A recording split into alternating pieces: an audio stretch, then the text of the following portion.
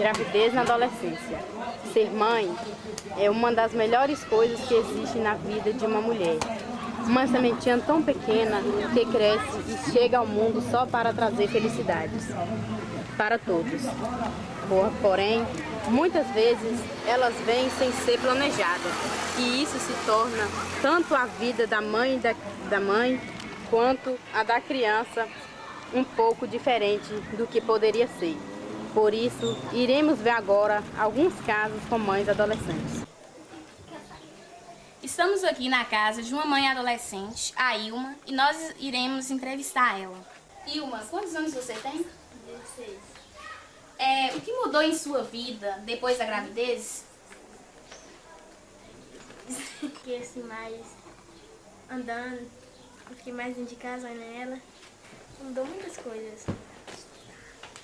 E você imaginava ter um filho tão nova? Não. Ela tem quantos meses? 2. 2 mesinhos. Né? E qual conselho assim você daria para outras garotas, adolescentes? Eu daria um conselho para não arrumar uma tão nova, né? Que é muita responsabilidade, né? É. Obrigada, hein? Nada.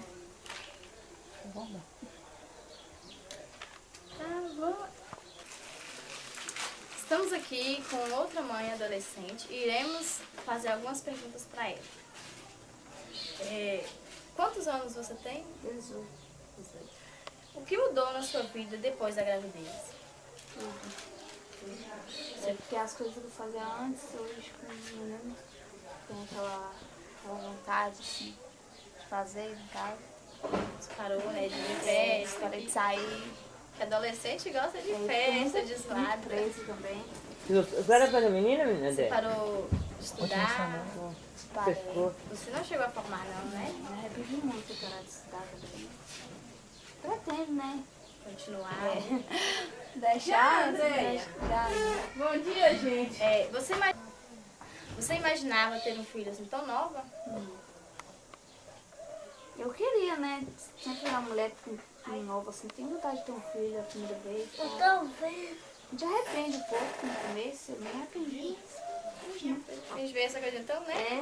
Ah, Maria, eu acho que a melhor coisa que tem na vida é ser mãe. Depois dessa experiência, que conselho você daria para as outras garotas?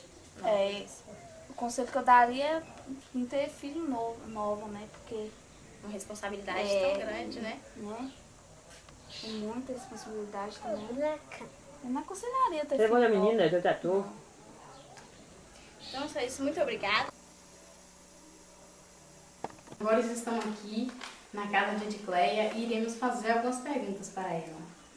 Edicleia, quantos anos você tem? 19. Você teve o neném com quantos anos? 18, tá? Perto dos 18, né? 18, né? Mas Tá muito próximo. estava adolescente ainda, né? Acompanhamos, estava adolescente. O que mudou na sua vida depois da gravidez do neném? Eu acho que, tipo assim, uma das principais coisas que me marcou muito foi a escola. Que eu sempre gostei muito da escola. Aí eu parei 1 ano de estudar. Por causa dele, porque eu não tinha coragem de deixar com outras pessoas. Aí acho que foi isso. A responsabilidade aumenta, né? Muito. Pra quem não tinha nenhuma, de repente foi enorme pro resto da vida, é difícil. Você imaginava ter filho tão nova? Não. Pois é, né? Filho era tudo que eu não imaginava. Depois dessa experiência, que conselho você daria para as outras adolescentes? Eu acho que aí tem bastante camisinha, né? Então vamos usar, né, gente? Vamos ser bem sinceros, eu acho que hoje a gente tem muita informação. Por exemplo, no meu caso eu não tive, porque eu praticamente morei com o irmão, só eu e meu irmão, eu não tinha informação. Ele saía cedo, eu não via, entendeu? Aí, fé ao Deus dará, como diz, né? Mas hoje não, acho que fica grave. Hoje a informação está bastante na É escola. bem grande, eu acho que a escola mesmo, como você disse. Aí eu acho que é meio complicado, eu acho que é isso mesmo. Vamos na camisinha, é muita. Pois é. Obrigada, Vericleia. Realmente, como todos já sabem,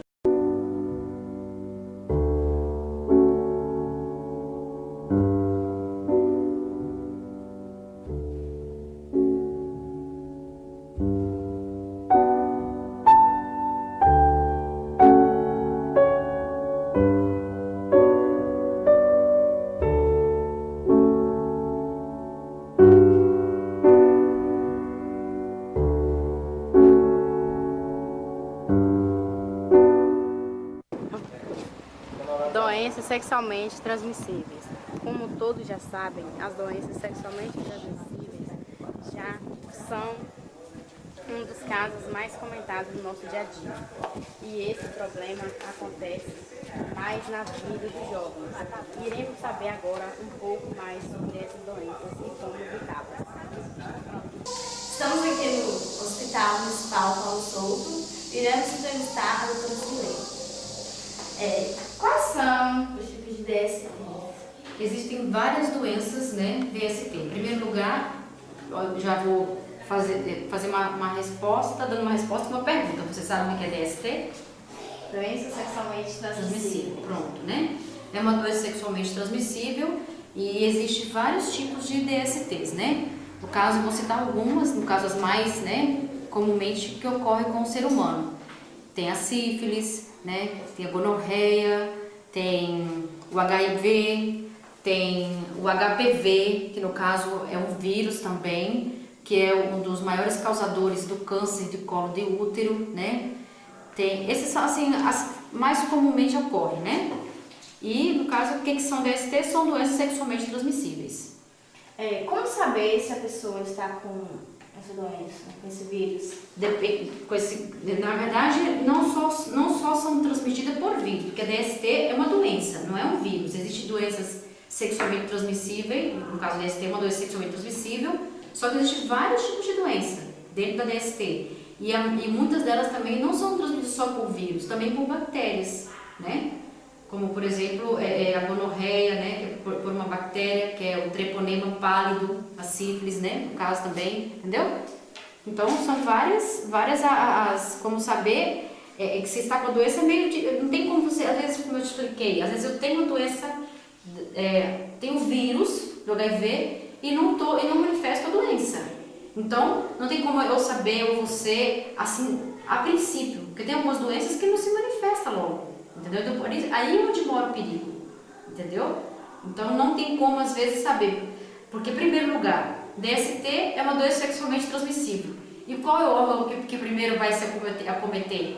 O órgão genital. E todo mundo anda vestido, não anda pelado, né? Então fica difícil saber quem tem a doença olhando a primeira, não sei que o paciente chega, tem um consultório e fala, doutor, eu estou sentindo isso, onde a gente vai recém-examinar, né? Porque tem doenças sexualmente transmissíveis que nem vindo à consulta não aparece nada. Às vezes aparece, por exemplo, uma uretrite gonocócica, né? Aí o paciente vai dizer, eu estou com uma secreção no canal da uretra, no pênis, ou com uma secreção na uretra, na vagina, entendeu? Então, é meio difícil falar assim, como saber diretamente, porque tem paciente que não manifesta, entendeu? E quais são os problemas que a DST pode causar? Olha, um dos problemas, assim, eu vou citar, por exemplo, o HPV, né? Que é o papiloma vírus humano. O pior é o câncer. Que esse vírus, esse papiloma vírus humano, é digamos assim, o principal causador do câncer de colo de útero. Então, imagina, a gente sabe que o câncer de colo de útero, dependendo se não for diagnosticado a um princípio, infelizmente pode a pessoa vir a óbito, ou no caso, vir a morrer, né? Entendeu? E outras coisas também, existem várias, por exemplo, a sífilis, que é uma doença que se divide em 3 classificações, né? Às vezes a pessoa não sente nada agora, mas com o passar do tempo pode sentir. Existe, por exemplo, também a DIP, né, que é a doença pélvica inflamatória, que também, se a mulher às vezes está com uma dorzinha na pelvis, vai deixando, não procura o médico para saber realmente que DST que é, e também pode causar esterilidade. O que significa isso? Não poder engravidar no futuro. Então, várias sequelas pode deixar, dependendo da DST que a pessoa adquire, né? E quais são as principais características que os portadores das doenças eles apresentam? Então, como eu estou falando, não tem uma característica, varia de doença para doença, né? Porque, como eu acabei de falar a princípio da nossa entrevista, pode ter a doença e não se manifestar, né? Por exemplo, existe o herpes também, que é outro tipo de doença sexualmente transmissível, que tem o herpes tipo 1, que ele dá na boca, por exemplo, e o herpes tipo 2, que é uma DST, né? Que tem umas vesículazinhas na vagina ou no pênis, né? Que pode aparecer em algumas pessoas e outras não, entendeu? Então, varia muito de doença para doença. Porque o correto mesmo, assim, a gente está fazendo um geralzão, né? Mas seguramente você já deve até ter visto na sala de aula diferentes tipos de doença, não já viram? Já. Né? Diferentes doenças sexualmente transmissíveis, cada uma se manifesta de forma diferente. Por exemplo, a gonorreia tem a secreção purulenta, né? Que sai do pênis do homem, no caso, aquela secreção tipo leite condensado, aquele negócio mais pus, sai pus, né? Ou no homem ou na mulher. Então depende muito do sintoma, depende da doença. E como eu falei, torno a repetir mais uma vez, não vem escrito na cara da pessoa, eu tenho uma doença, né? É por isso que vocês jovens, que tá com toda a vontade, todos os hormônios na flor da pele, né? Toda a curiosidade de ter relação, de ter o primeiro contato físico, então tem que ter muito cuidado, sempre o uso do preservativo, de preferência se preservar o quanto puder antes de ter o primeiro contato sexual com qualquer pessoa, entendeu? Porque o nosso corpo só cabe uma pessoa cuidar, nós mesmos, né? Então se a gente não se cuidar, as doenças, infelizmente você falou que sequela pode deixar várias sequelas, e principalmente aqui na cabeça, né? Tá? E qual a possibilidade de cura que o portador ele pode ter? Então, a única até hoje que não tem uma cura ainda é o HIV, né? Agora o restante existe um tratamento, o HIV tem um tratamento, não tem a cura, né? Mas as demais doenças, claro que, por exemplo, o herpes, ele também não tem uma cura, ele pode estar voltando, porque é um vírus não tem cura, né? Tudo que é vírus, a maioria das doenças que é transmitida por vírus não tem cura, por bactéria tem cura. E tem inclusive, mas mesmo assim tem as doenças são tão, né? Um negócio tão do outro mundo, digamos assim, que até bactérias, tem algumas bactérias que se tornam resistentes a alguns antibióticos e também é difícil ser curada. Qual a diferença entre HIV e AIDS? O HIV é o vírus, né? E a AIDS é a doença propriamente dita, né? O HIV, todo mundo já sabe, que significa o vírus da imunodeficiência humana, né? E a AIDS, que a AIDS, na verdade, é uma sigla, né, em inglês, né? Que é Síndrome da Imunodeficiência Humana Adquirida. O que significa a palavra síndrome ou sindrome? É o conjunto de vários sintomas, né? Então não é a AIDS em si que vem a tirar a vida da pessoa, e sim porque o que acontece? Síndrome da Imunodeficiência Adquirida. Vários sintomas, as defesas do nosso organismo caem, então qualquer doença, por exemplo, eu acredito que eu não tenho AIDS, eu não sei, porque a AIDS não se pega só por contato sexual, vocês sabem, né? Entendeu?